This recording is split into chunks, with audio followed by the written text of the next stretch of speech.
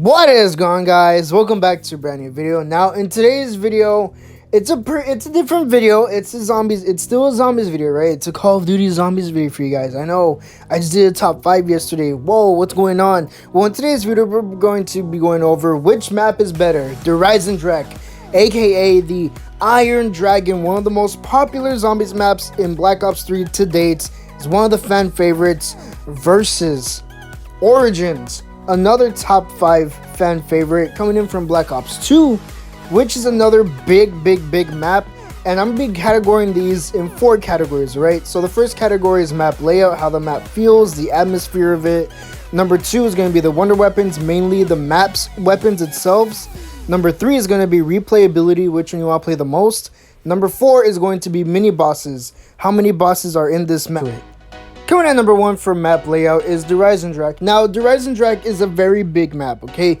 You start off at the tram station, you know, you're there, you got your quick revive machine, you got your gobblegum machine, you can pick up a tram fuse immediately.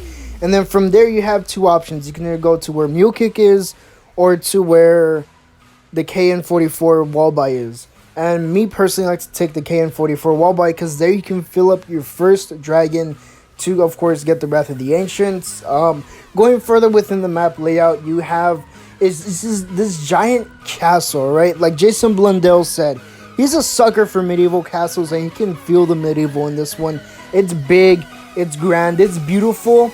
It has this nice hues of blue, like a very 115 blue, which of course you see, you know, going from the KRM chalk wall by, you'll see a bunch of like 115 scattered all over the place.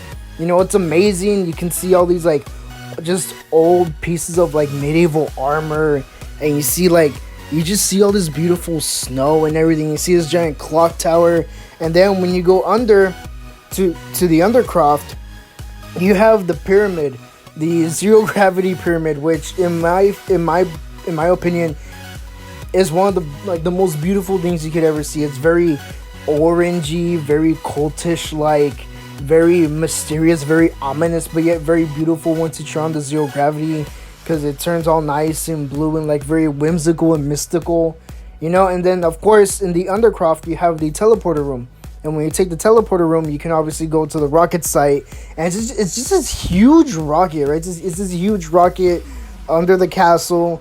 You know, you can look up and you just see like where you started, literally your spawn area. You can see where you started. You know, it just makes you feel like, man, like this thing is huge, this thing is big. And it's like, it is inspired by a real life castle. It is inspired by a real life castle, so Trek really did their homework when making this map. It's one of the most beautiful map layouts to exist. And so coming in from the depths of World War I, in the deep depths of the trenches, we have Origins. Now Origins, by God, it is a visual spectacle. So much is happening all at once, you know. You can always just see something new every day when you hop into this map.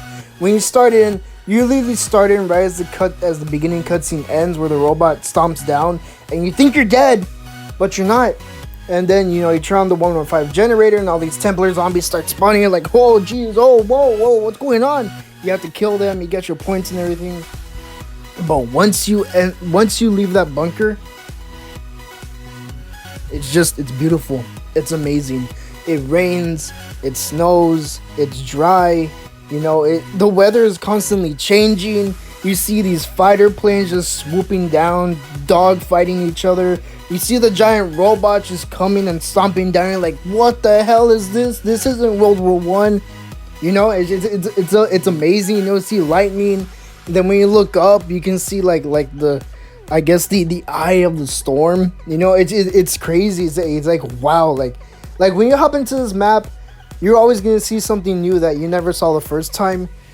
But anyway, enough awing about the atmosphere, more about the map layout. So anyway, once you leave that bunker, you end up going up to the mounds, pretty much where no man's land is. And when you open that up, the pack-a-punch on the, I guess on the hill, on the mountain hill that you can go up to, it's like you're so high up there, but yet, you know, it's like in the very tight spot. And then you see all the you know, the 115 generators. You have to turn them all on. You know, you see the church. You know, you can see the other 2 generators, and it's like, it's a really big map, okay? And then once you go down from the church, you can see the tank. It's like, wow. You know, there's so much to this map, but the problem with it a little bit is that it's tight. The map is tight a little bit, but I think they do it on purpose to give you a challenge, you know, but of course it's in the trenches. Okay, now the EISENDRACHE, starting strong on number 2, we have its wonder weapons. Now, its wonder weapons is of course the Wrath of the Ancients, which is the base version, but the upgraded versions, you have the wolf bow, you have the lightning bow, you have the fire bow, and you have the void bow. Me personally, I like to use the wolf bow, but these bows are just all around, they're equally strong in their own ways. Of course, the wolf bow, the people say is the weakest one, but like I said, I'll go on explaining their ups and their downs. So wolf bow, like I stated in my top 5, it's like a mini thunder gun. You know, it pushes the zombies away. You know, it can do a good amount of damage. It's good for taking out the panzer. You know, for the lightning bow, it's a very strong bow, yes, but the tornado, or I guess the lightning storm itself, it moves, so it's not always gonna protect you, but it's very strong. The fire bow it's somewhat similar to the wolf bow. The magma, I guess the magma pits that come up stick the zombies, but it still burns the other zombies around it. And of course the void bow, it opens a void, but these little like heads come and eat the zombies. So it has its own variety of play, but they're all equally as strong in their own aspects, in their own styles, in their own ways. Alright, now Origins, another big strong one, for a really big strong one, is the staffs, okay?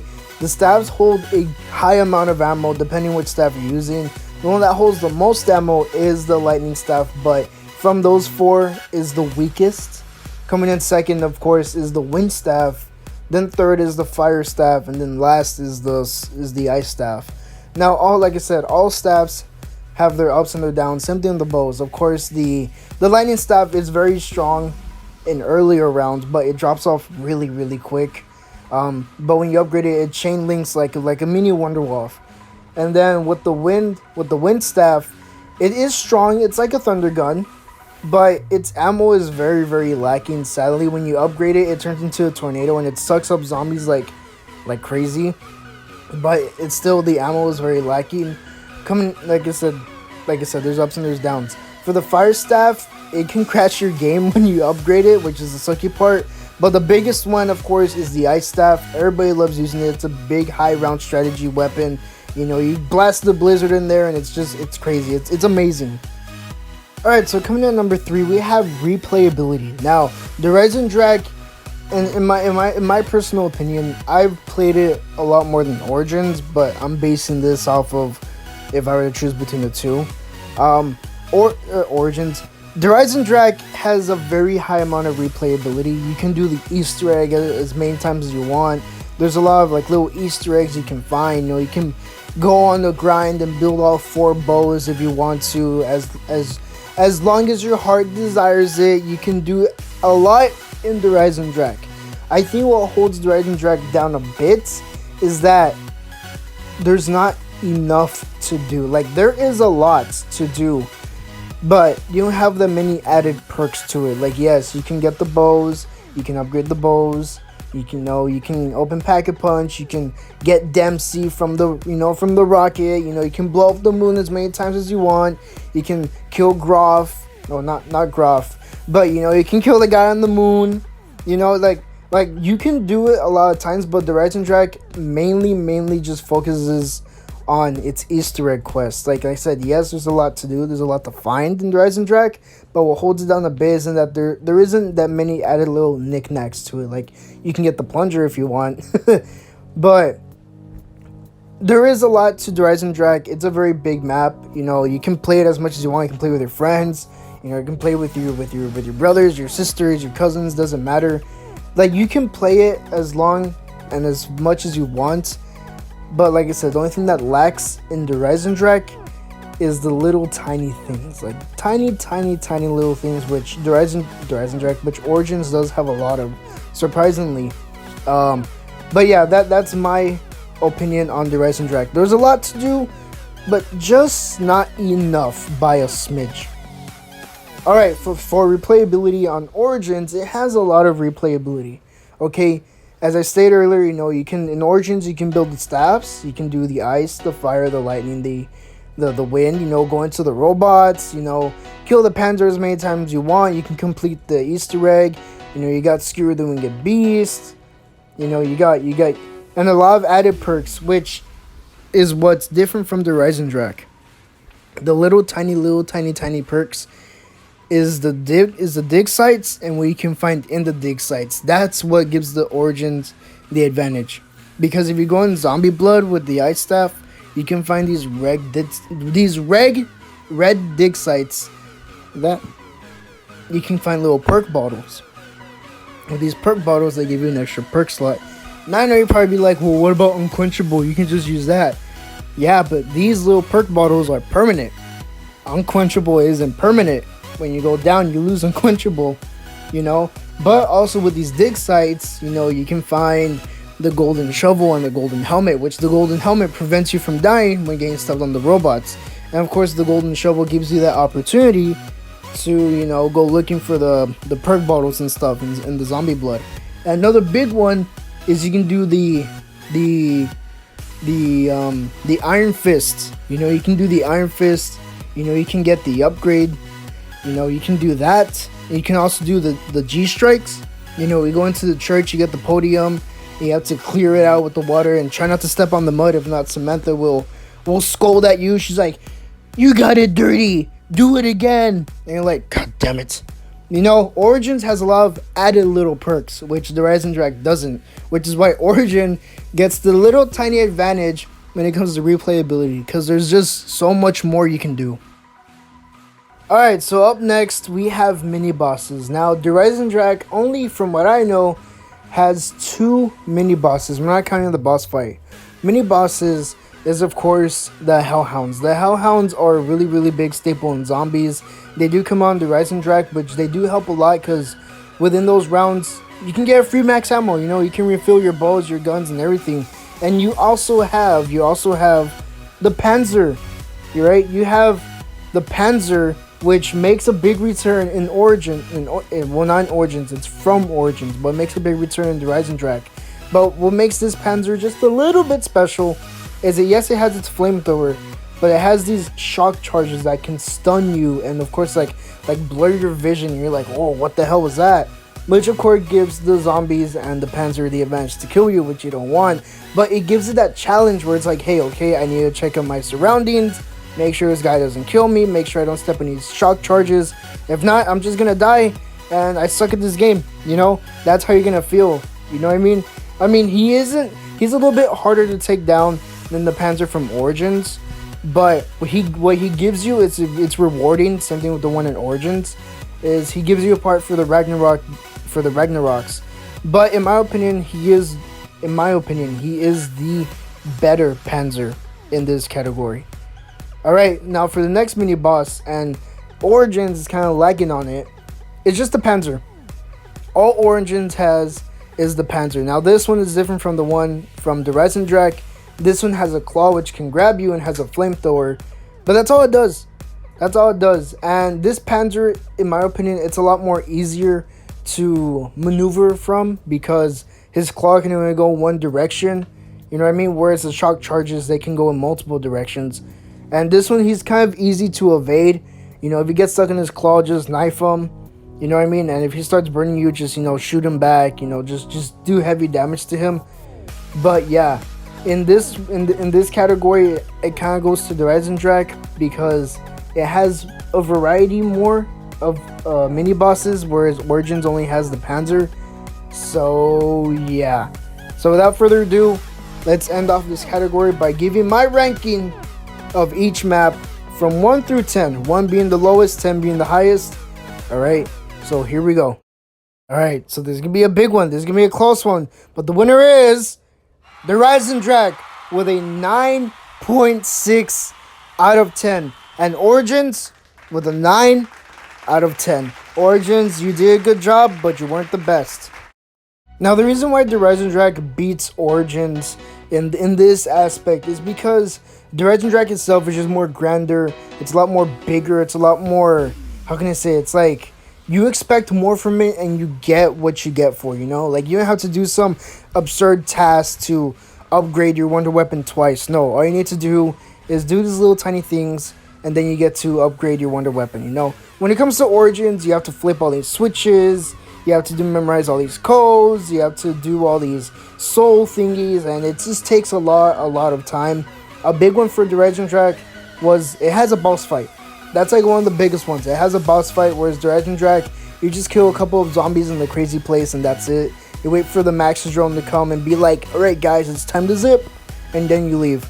That's why EISENDRACHE kind of beats Origins in that sense, because it just has a lot more going to it, you know, it has a lot more going to it. Of course, the little 4 points I've stated in the video.